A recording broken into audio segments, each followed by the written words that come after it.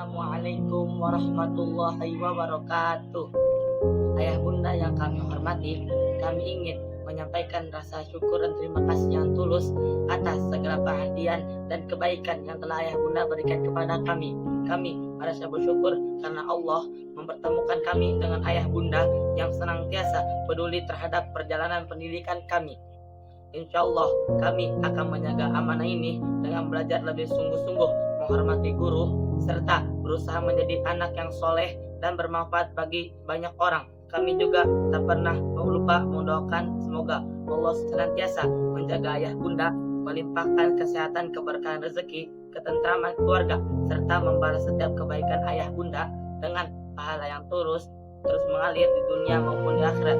Terima kasih ayah bunda atas kasih sayang dan kepercayaan yang telah diberikan kepada kami.